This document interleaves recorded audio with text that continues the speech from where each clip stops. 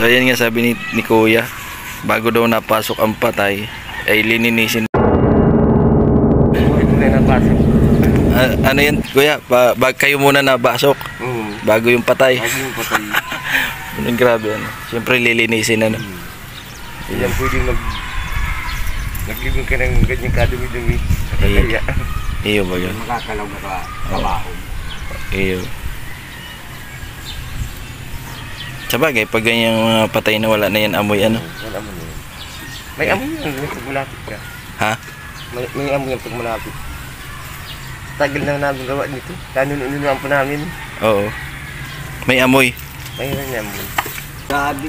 Grabe ano? Daming kusot. Daming kusot oh. Tila.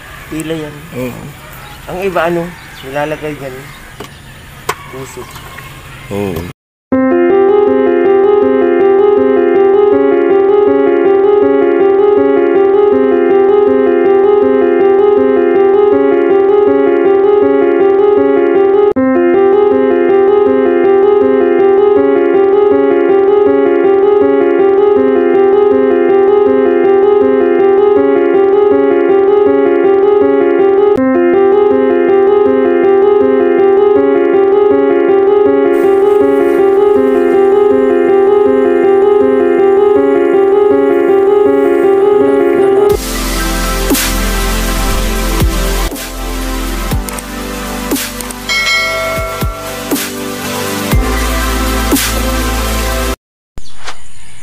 So hello mga idol, welcome back dito sa ating channel ng Life Goes On Vito ano. So mga idol, isa na naman the exploration ng ating gagawin dito sa isang sementeryo na kung saan ay susubukan nating dasalan yung mga kaluluwa ano sa mga para sa ganitong paraan mga idol ay matulungan natin sila na mapatawad ng ating Panginoon. So meron akong dalang kandila mga idol, tsaka posporo, pansinde.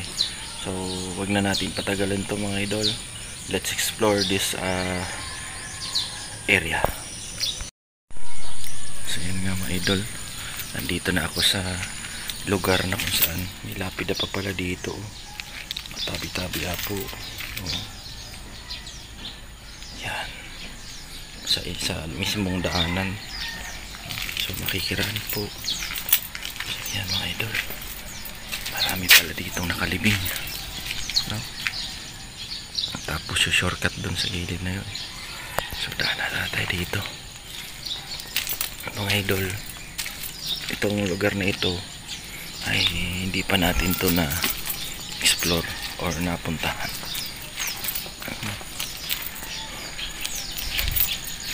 Kaya ngayon ay susubukin natin na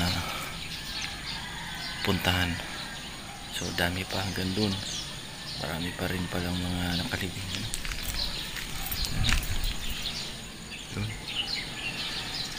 So bago yan mga idol, ako yung magdadasal para tayo ay gabayan at orasyon na pang proteksyon. So ayan, ako'y magdadasal muna ng ating protection prayer. So gagawin ko ito mga idol, papanggitin ko ang aking protection prayer. So bawat bibigkasin kong usal mga idol ay hindi ko puputulin ko o ring-mute ko, kasi ito'y napakasagradong dasal na ating binabanggit ano. Kasi sa totoo lang, ang mga ganitong usal mga idol ay napaka-importante upang tayo ay proteksyonan. Kung uwi man tayo ng bahay ay hindi tayo nila gagambalain. So ayan mga idol, ako'y magdadasal na.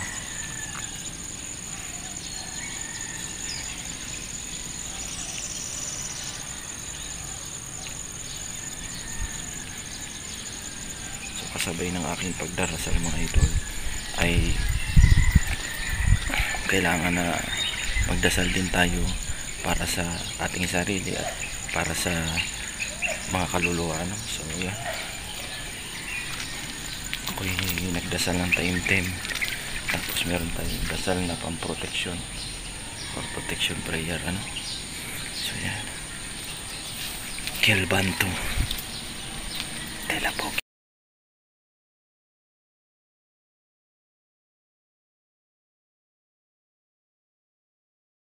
Terex Amex.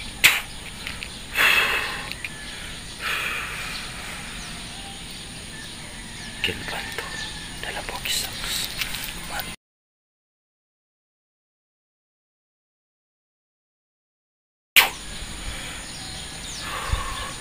Yan yung tinatawag mga idol na palipadahan, ano.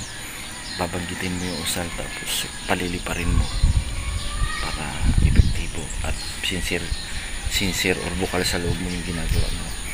So, usalin natin yung 3 beses mga idol, no? Kelban X2 Altex Nextelo Bacterex Amex.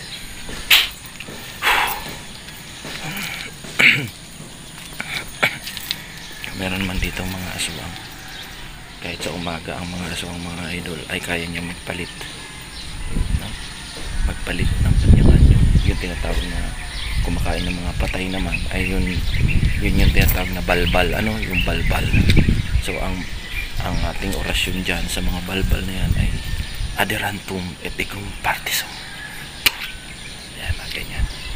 Aderantum et icum partisum.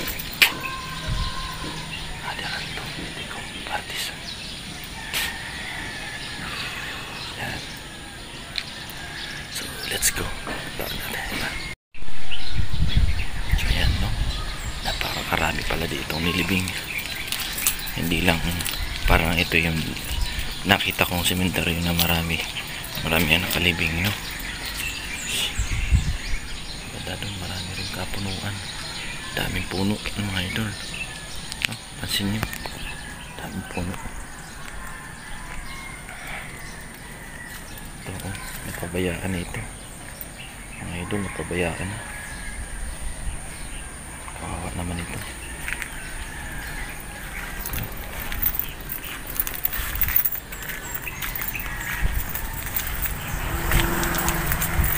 So dito mga idol, marami rin mga dumadaan, kababayan natin, sa Portorero. Yan.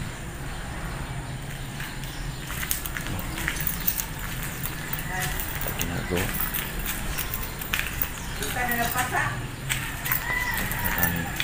Marami dito. Ayan natin si Manong. Yung na dito. Tanong tayo dito kay Kuya. Kasi Portorero. May bagong ililibing, Kuya? Tayo. May bagong ililibing? Yan. May bagong ililibing?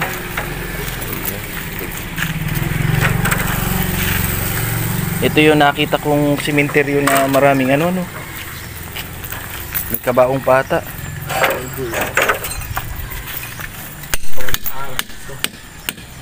So yan mga idol, no? Sinisinsil Kuya yung ano yan, Kuya, kabaong? Dala ng kabaong. Ha? Dala ng kabaong. Ah, kabaong yan? So ayan si Kuya, ginagawa ni Kuya, sinisinsil niya, no? Ganyan palang kabaong. Natutunaw din palang kabaong pag tumagal, Kuya. Kasi kahoy na lang yan. Kahoy din, ano? Iyo. Kayo po ang sepulturero dito? Tauhan po. Oh, iyo. So ayan, ano? Parang yung banda dun, Kuya, oh, maraming mga nilibing na bata, ano? Yung sa gilid. Ayun, kasi ba yung kalantay na lang yung bungo. Oo, yung sa chapel, parang chapel yan, ano? Chapel. Ito yung nakita ko dito na pinakamaraming nilibing, ano, lugar.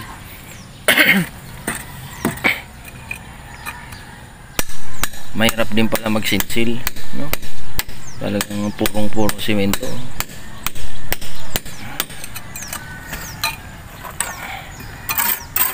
Magkano man dito, Kuya, ang isang anong bawa ganyan, papalibing? Kanino makikipag-coordinate? Peda? Saan yun, banda? Saan siya makikita ko? Andiyan sa kaabad niyo. Okay, sa banyo, no? So, yung mga idol, yung may mga yumao dyan na gustong magpalibing naman ng kanilang mga mahal sa buhay. Meron tayo ditong mga butihing mga tauhan niya, no? Ganyan pala ang ginagawa, sinisinsin, no? Pero yung niyan kuya, yung yung buto niya nandyan pa sa loob. Andiyan pa. Kaya pala parang napupok na siya sa loob.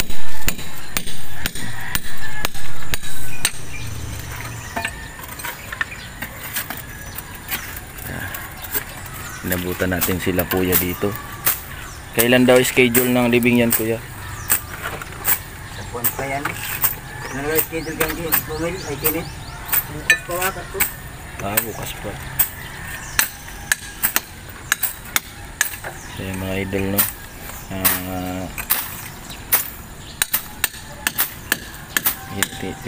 Natin na hinahawa na nila kuya yung lugar na kung saan paglilibangan yung bangkay dito o yung patay.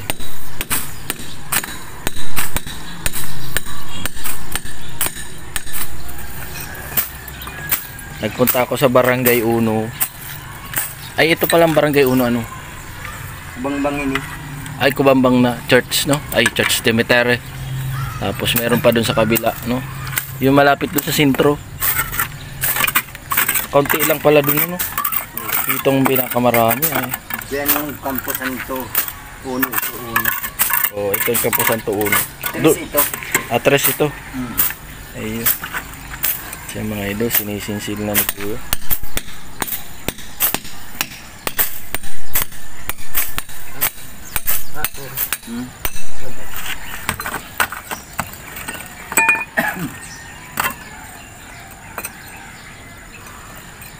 Pag ganyan palang matagal na napatay, wala na rin amoy Wala man lang Buro na lang kasi buto yun, buto.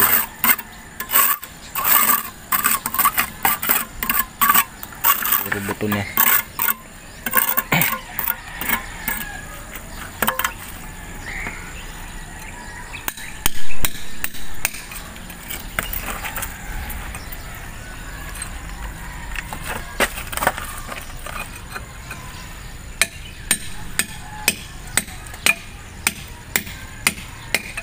Pero sa gabi kuya, minsan na trabaho rin kayo sa gabi, hindi?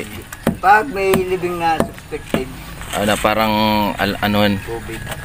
Suspected COVID, mga alanganing patay. Pero ngayon wala naman natang COVID, kaya bibira na yung ganun.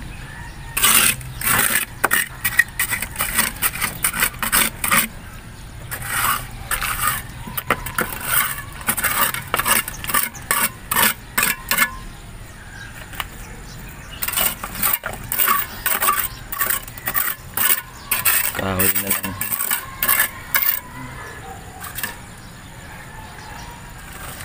Wala na. May buhok pa, natira na lang.